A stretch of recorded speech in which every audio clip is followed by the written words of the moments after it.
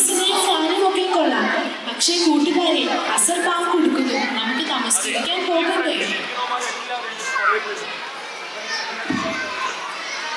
ഓ ഹംന, നീ തുടങ്ങിയോ? ഇപ്പോ വരാമെന്ന് പറഞ്ഞിട്ട് എത്ര നേരമായി? കുറച്ചു നേരം കൂടി കഴിഞ്ഞു പോകാം. ഈ റീൽസ് ഒന്ന് കംപ്ലീറ്റ് ചെയ്യട്ടെ. മക്കളെ വല്ലാതെ വിശക്കുന്നു. എന്തെങ്കിലും കൈ അയ്യേ, ഇതാരാ? അങ്ങോട്ട് മാറുവാങ്ങുമേ, ഡ്രസ്സിൽ അഴുക്കാവും. ഞങ്ങളുടെ കയ്യിൽ ചില്ലറൊന്നുമില്ല, പോയിട്ട് പിന്നെ വരും.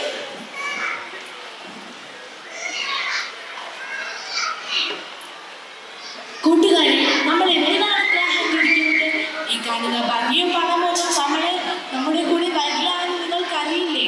നമ്മൾ ആഹ്ലത്തിനെ പാടെ മറന്നുപോയോ?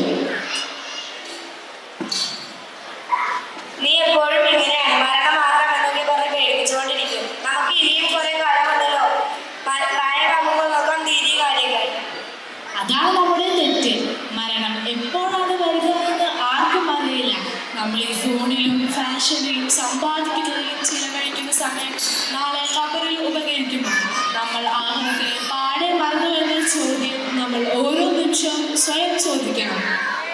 സത്യമാണ്, നമ്മൾ പലപ്പോഴും ബാങ്ക് വിളിക്കുമ്പോൾ ഫോണിലായിരിക്കും. ഖുർആൻ ഓതുന്നതിനേക്കാൾ കൂടുതൽ സമയം ഫോണിലായിരിക്കും ചെലവഴിക്കുന്നത്. ഹംന, നീ പറഞ്ഞത് ശരിയാണ്. ആഡംബരങ്ങൾക്കിടയിൽ യഥാർത്ഥ ലക്ഷ്യം ഞാൻ മറന്നുപോയി. പഠിച്ചവന്റെ മുൻപിൽ നിൽക്കുമ്പോൾ മറുപടി പറയാൻ എൻ്റെ കയ്യിൽ ഒന്നുമില്ലല്ലോ എന്ന് ഓർക്കുമ്പോൾ പേടിയാകുന്നു. ദുനിയാവൊരു വഴിപോക്കലെ പോലെയാണ്. ഇവിടെ നമ്മൾ ഒരുങ്ങുന്ന കൃഷിയാണ് നാളെ ആഹാരത്തിൽ വിളവെടുക്കുക.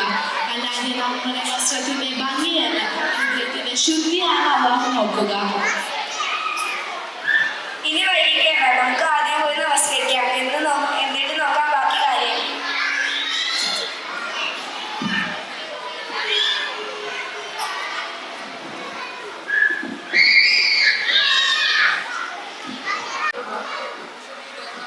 അല്ലാഹ്, ശ്വാസം മുട്ടുന്നു, നെഞ്ച് വേദനിക്കുന്നു. അല്ലാ, എന്താണിത്? ശ്വാസം മുട്ടുന്നു, നെഞ്ച് പൊട്ടുന്ന വേദന. ആരെങ്കിലും ഒന്ന് ഓടി വരും. എൻ്റെ പണം, എൻ്റെ ബാങ്ക് ബാലൻസ്, അതൊന്നും ഇപ്പോൾ എന്നെ സഹായിക്കുന്നില്ലല്ലോ. മലക്കുൽ മൗത്ത്, മരണത്തിൻ്റെ മാലാഖയാണോ ആ നിൽക്കുന്നത്? ഇല്ല, എനിക്കിപ്പോൾ മരിക്കാൻ കഴിയില്ല. ഞാൻ ആഹാരത്തിന് വേണ്ടി ഒന്നും കരുതി വെച്ചിട്ടില്ല. എൻ്റെ പള്ളിക്കൂടത്തിൻ്റെ പണി തീർന്നിട്ടില്ല. എൻ്റെ മക്കൾക്ക് വേണ്ടി ഇനിയും എനിക്ക് സമ്പാദിക്കണം. അല്ല, ഞാൻ എൻ്റെ റബ്ബിൻ്റെ മുന്നിൽ എന്ത് മറുപടി പറയും? ഒരു 10 മിനിറ്റ്, വെറും 10 മിനിറ്റ് എനിക്ക് നീട്ടിത്തരുമോ? ഒരു വട്ടം കൂടി അള്ളാഹുവിൻ്റെ മുന്നിൽ എനിക്ക് തലകുനിക്കാൻ, എൻ്റെ തെറ്റുകൾക്ക് മാപ്പ് ചോദിക്കാൻ. ദുനിയാവിൻ്റെ മോഹാവലയത്തിൽപ്പെട്ട് ഞാൻ എല്ലാം മറന്നു. എൻ്റെ യഥാർത്ഥ വീട് ഈ മണ്ണിലല്ല, മണ്ണടിഞ്ഞതിന് ശേഷമുള്ളതാണ്. ഞാൻ വൈകിയാണ് തിരിച്ചറിഞ്ഞത്.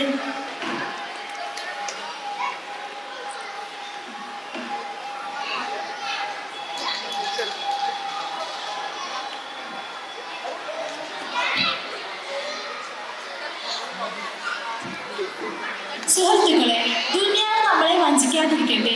ഓരോ ശ്വാസത്തിലും നാം ആഹ്ലത്തിനെ ഓർക്കണം. കാരണം മരണം എപ്പോൾ വേണമെങ്കിലും നമ്മളെ തേടിയെത്താം.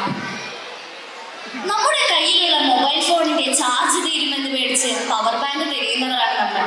വണ്ടിയിലെ ഇന്ധനം തീരുമെന്ന് പേടിച്ച് അടുത്തുള്ള പെട്രോൾ പമ്പിനെ കുറിച്ച് വേവലാതിപ്പെടുന്നവർ.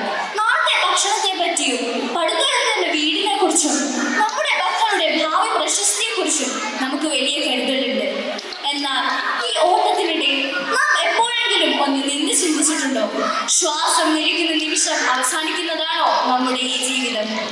നാം കൊതിച്ചു നേടിയ എല്ലാ ആഡംബരങ്ങളും പദവികളും മണ്ണിൽ ഉപേക്ഷിച്ച് വെറും കൈയോടെ സംഭവിക്കുന്ന ചില വിരോധാഭാസങ്ങളും ആഹ്ലത്തിനെ കുറിച്ചുള്ള ഉണർത്തലുകളുമാണ് ഞങ്ങൾ ഈ ലഘുനാടകത്തിലൂടെ അവതരിപ്പിച്ചത്.